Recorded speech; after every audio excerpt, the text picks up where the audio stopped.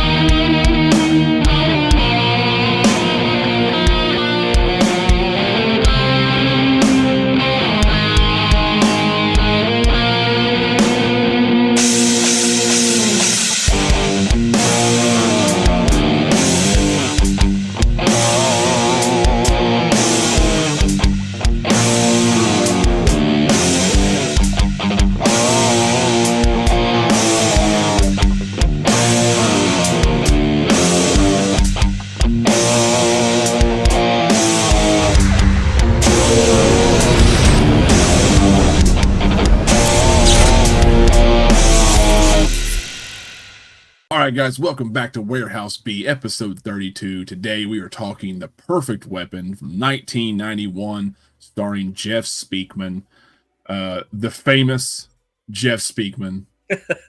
He's actually a spokesman for the art of Kempo karate. Like he's the master of that art. And The master you of can kind of Kempo. tell. Yeah, can kind of tell by watching this. Like he knows his stuff. But Yeah, he seems like a more legit badass than Steven Seagal, but kind of has the same fast shit, handsy stuff. That Yeah. handsy shit, like he really fucks everybody up his hands, Yeah. like a lot. It's pretty awesome, really. Anyway, this was directed by Mark Desali, however you want to say it. I could be butchering that, but whatever. This one, and you say maybe he may have done some Van Damme stuff. Van I Damme want to stuff, say maybe? he did like Death Warrant, but I may be totally wrong too. I don't have anything pulled up in front of me and just going off. Bloodsport.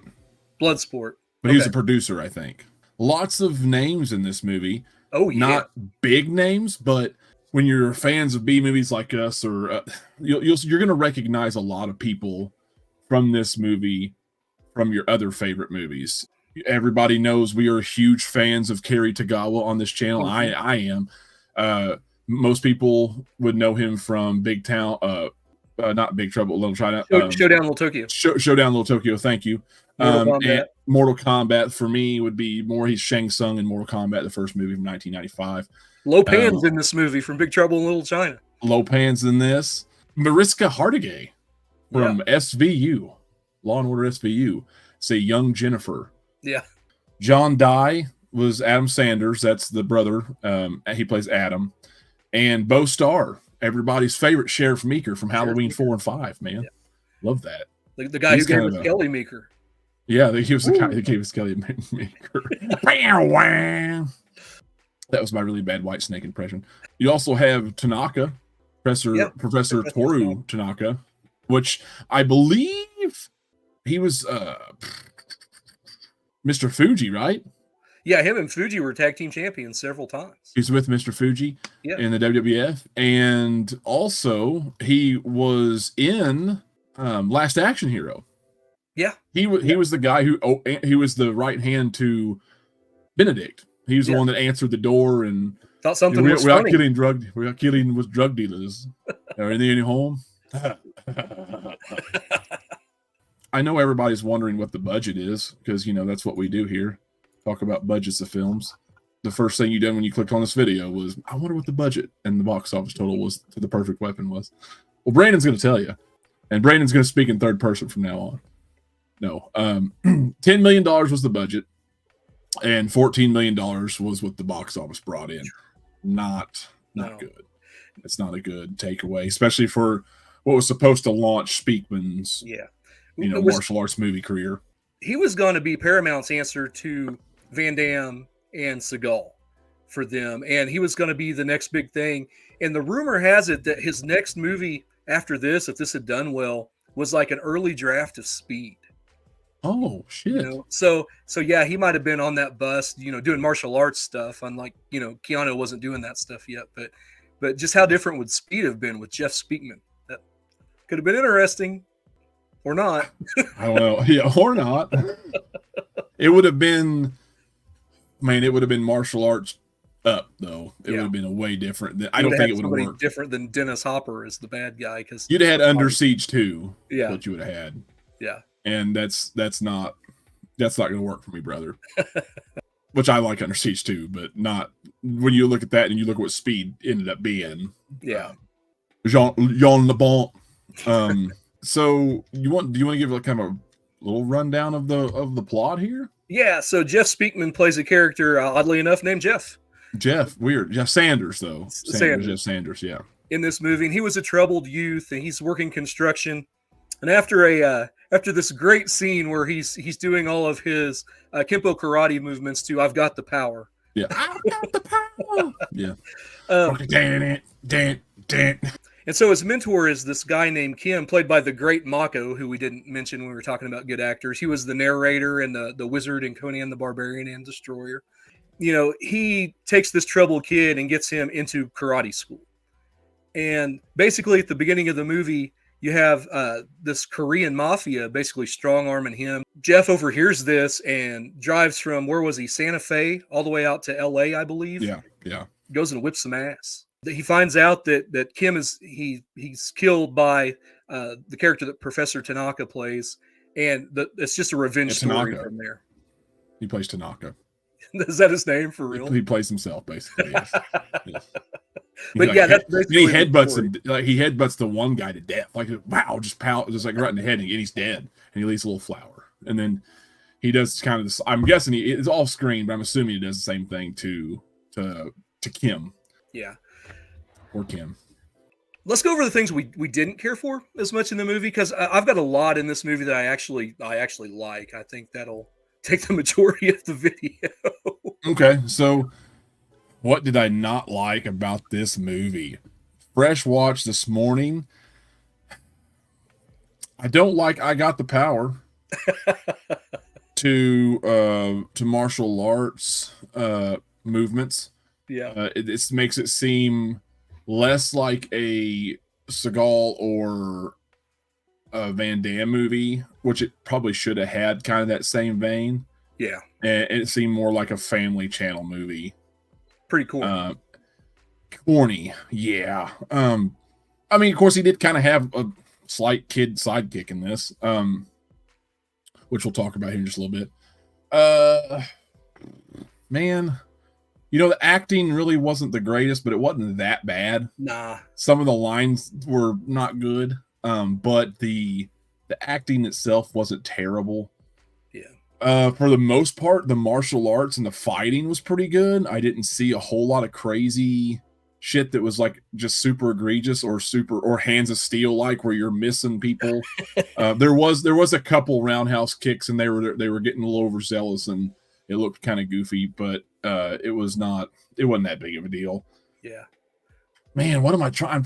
I don't know. I guess there really isn't a lot of cons per se, other than maybe the soundtrack and the score could have been a little bit better. Yeah. Or at least you could have taken those cheesy things out. Maybe had titties. I don't know. No, I'm just kidding. You could have had just, I don't know, maybe a little bit more violence. Yeah. But I mean, even though that one headbutt was pretty gruesome, I think you could have a little bit more violence. And I'm not even like advocating for gore. I'm just saying it could have been a little more. It could have been a little darker. Yeah.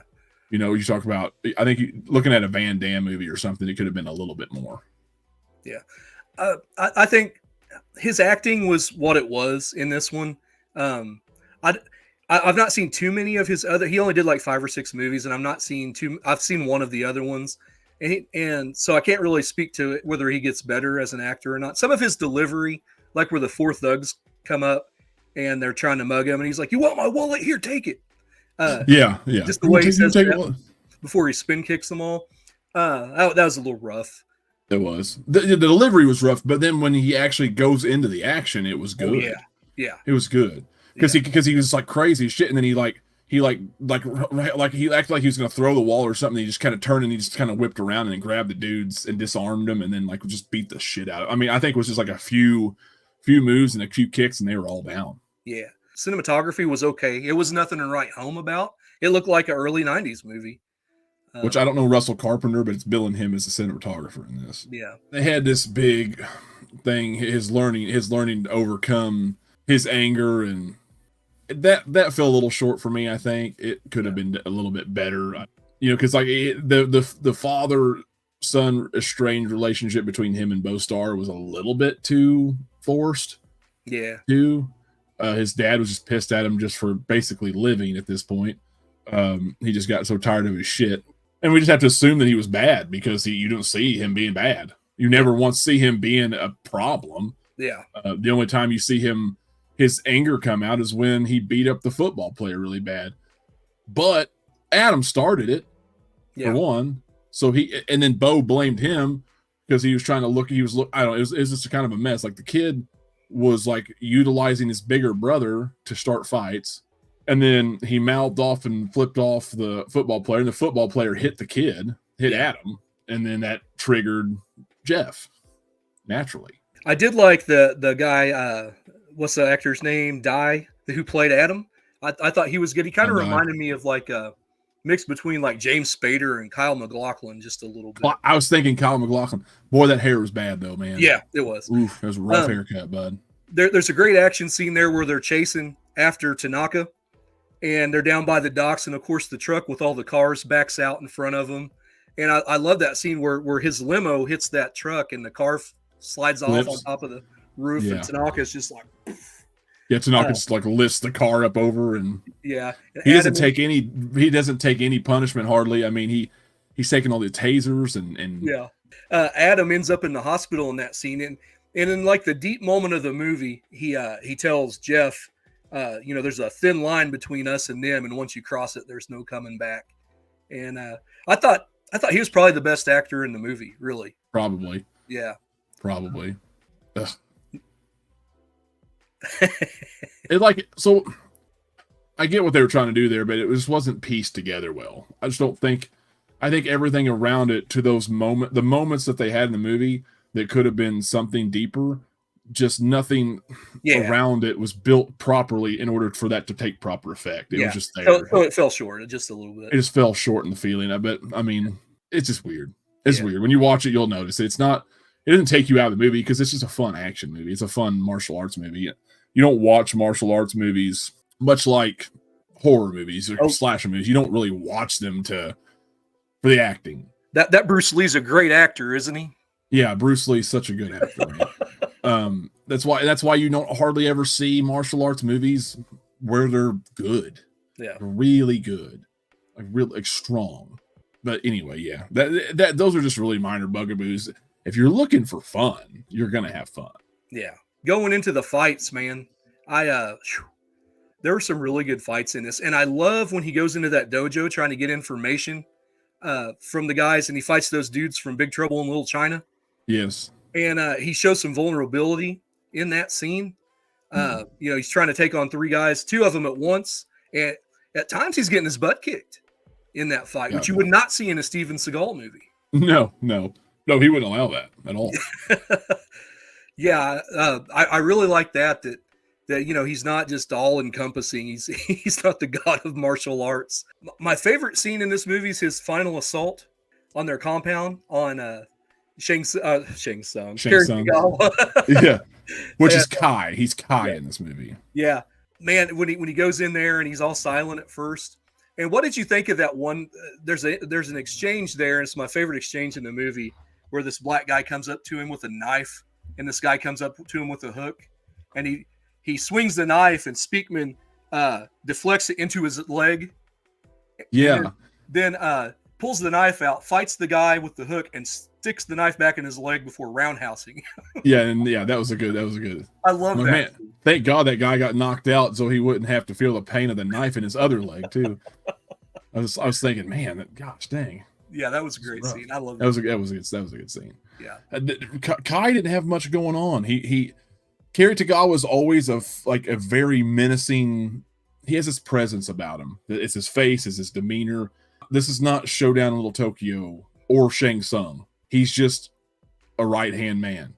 and he doesn't seem as scary in this as he is in other movies. But I love him. I love Kerry Tagawa so much. Yeah. But yeah, he is not that presence that he is in other movies in this movie.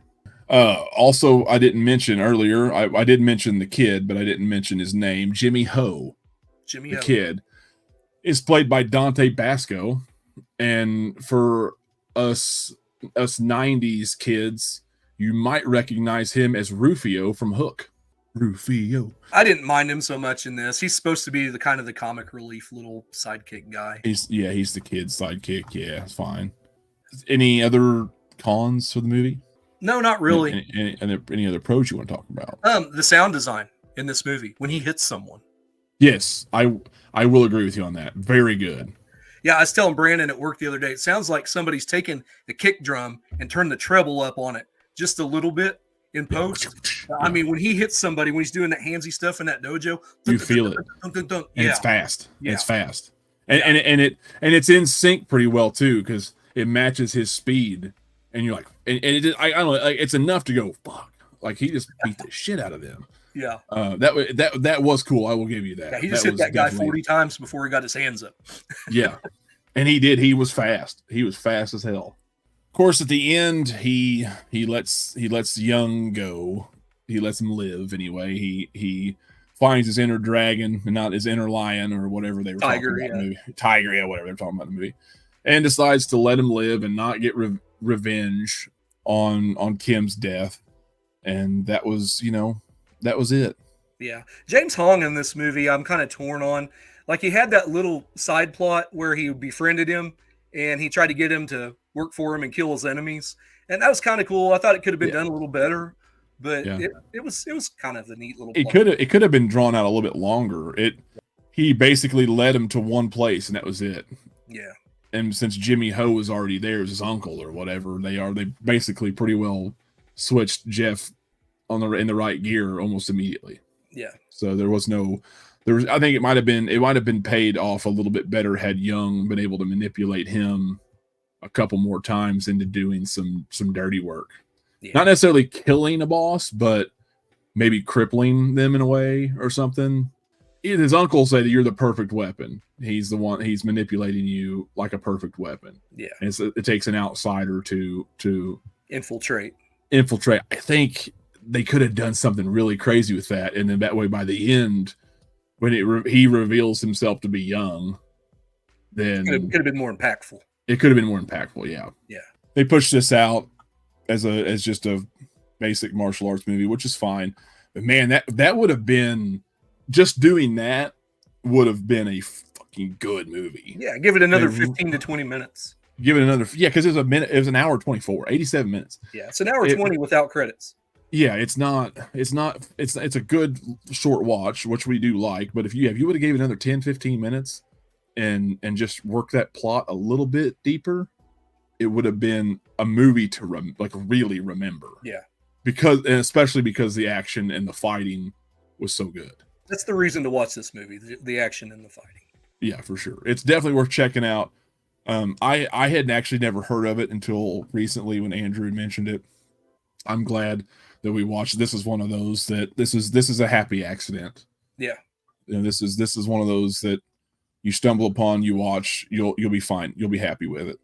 I think. I really do. There's some early 90s in there with the I got the power bullshit, but other than that, it's a pretty solid movie. What do you rate this thing?